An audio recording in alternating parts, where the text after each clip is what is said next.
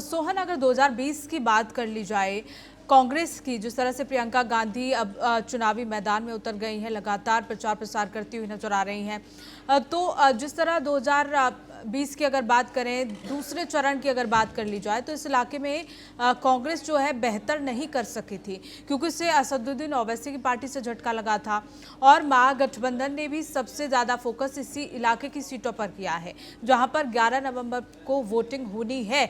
इस बार किस तरह के समीकरण बन रहे हैं? क्या कांग्रेस इस बार अच्छा परफॉर्म कर पाएगी? अब देखिए पूनम, जब कांग्रेस पार्टी की बात आती है तो फिर सवाल उठते हैं कंटिन्यूटी पर। अब 2020 में क्या हुआ था, 70 सीटों पर चुनाव लड़ा था, 19 सीटें जीत पाए थे। इस बार भी जब सीट बंटवारे की बात निकलकर सामने आ रही थी तो उस वक्त सवाल उठ रहे थे कि क्या कांग्रेस पार्टी को महागठबंधन में 70 सीटें मिलेंगी, और जवाब साफ था कि 70 सीटें इस बार देने के मूड में महागठबंधन पूरी तरह से तैयार नहीं है। और उसका असर भी लगातार देखने को मिला था। जब सीट बंटवारा हो रहा था तो कांग्रेस और वीआईपी के बीच में कशमकश जैसा माहौल देखने को मिला था। लेकिन जब दूसरे चरण की सीटों की हम बात करते हैं, चाहे बात मगध की आप कर लीजिए, चाहे बात शाहाबाद की आप कर लीजिए, चाहे बात सीमांचल की आप बात कर लीजिए, सीमांचल में कांग्रेस पार्टी हल्की सी स्थिति में जरूर नजर आती है, लेकिन जो मुस्लिम वोटर्स हैं क्या वो कांग्रेस पार्टी के साथ जाना पसंद करेंगे, ये सवाल बड़ा उठता हुआ नजर आता है। अब जिन सीटों पर महागठबंधन से केवल कांग्रेस पार्टी चुनावी मैदान में उतर रही है, वहां पर फिर एआईएमआईएम की चुनौती कांग्रेस पार्टी के सामने खड़ी हो जाती है। दिक्कत कहां पर आ रही है कांग्रेस पार्टी को, यहां पर यह समझना बेहद जरूरी है। दरअसल अगर आप 1985 तक के चुनावों को देखेंगे तो आप केवल इन दूसरे चरण के इलाकों में ही नहीं बल्कि जहां पर पहले चरण में चुनाव हो चुका है उन इलाकों को भी देखेंगे तो आप पाएंगे कि कांग्रेस पार्टी पहले बहुत मजबूत स्थिति में थी।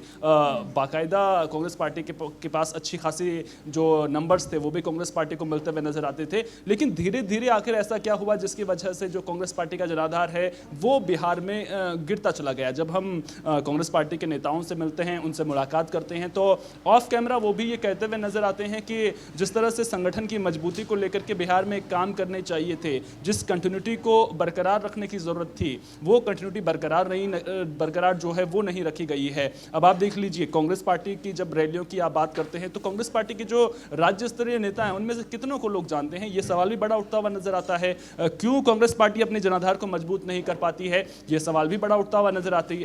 अब देखिए राहुल गांधी के द्वारा वोटर अधिकार यात्रा निकाली जाती है, जन समर्थन मिलता हुआ नजर आता है, बड़ी संख्या में लोग वोटर अधिकार यात्रा में जुड़ते हुए नजर आते हैं। लेकिन फिर क्या होता है, राहुल गांधी करीब 50 से 55 दिनों के लिए गायब हो जाती हैं। जब सीट शेयरिंग को लेकर के चर्चा हो रही थी तो कांग्रेस पार्टी जो है नजर तो आती है सीट शेयरिंग को लेकर के चर्चाओं में, लेकिन राहुल गांधी गायब नजर आते हैं। अगर आपको लीड फ्रॉम द फ्रंट करना है, फ्रंट से लीड करना है, तो फिर आपको हर जगह पर नजर भी तो आना पड़ेगा। बीच में अगर राहुल गांधी गायब होते हैं तो फिर वो कंटिन्यूटी जो है उसको झटका लगता हुआ नजर आता है। तब आपको याद होगा ये सवाल उठता हुआ भी नजर आया था कि जिस तरह से कांग्रेस पार्टी ने वोटर अधिकार यात्रा निकाली है तो क्या सीट शेयरिंग को लेकर के कांग्रेस पार्टी की बार्गेनिंग पावर बढ़ेगी, तो उस सवाल का जवाब भी वक्त के साथ हमें मिला। कांग्रेस पार्टी की जो कशमकश सीटों को लेकर थी वो हमें देखने को मिली। हालांकि बाद में महागठबंधन की सभी पार्टियां एकजुट होकर के तेजस्वी यादव के चेहरे पर सहमति बनाती हुई नजर आई, लेकिन कांग्रेस पार्टी जानती है कि अगर तेजस्वी यादव के चेहरे पर, जो पहले की मैं बात कर रहा हूं कि उस वक्त जो अगर वो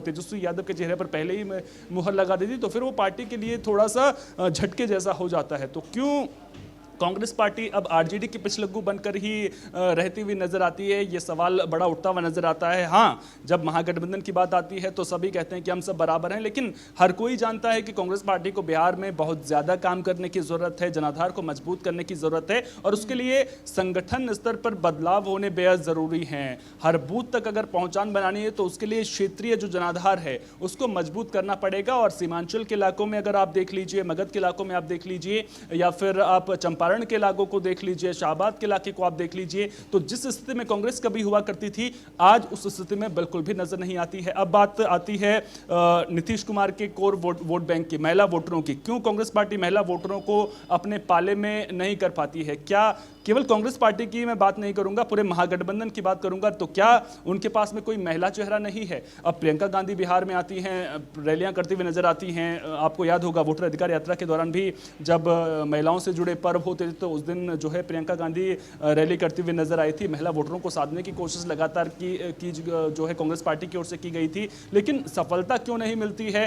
क्या उसको लेकर के चर्चा कांग्रेस पार्टी में हो पाती है? क्या जो पूरी कांग्रेस पार्टी बिहार में रन कर रही है उसका सेंटर जो है दिल्ली बना हुआ है? अगर आपको बिहार को जीतना है तो सेंटर भी बिहार को बनाना ही पड़ेगा। केवल एक जगह पर बैठ करके आप रणनीतियां पूरे राज्य के लिए नहीं बना सकते। कांग्रेस पार्टी को यह समझना होगा और जनता तक पहुंचने के लिए अपने संगठन को मजबूत करना जो पूनम, ये बेहद जरूरी कांग्रेस पार्टी के लिए हो जाता है, जिसमें वो मात खाती हुई नजर आती है।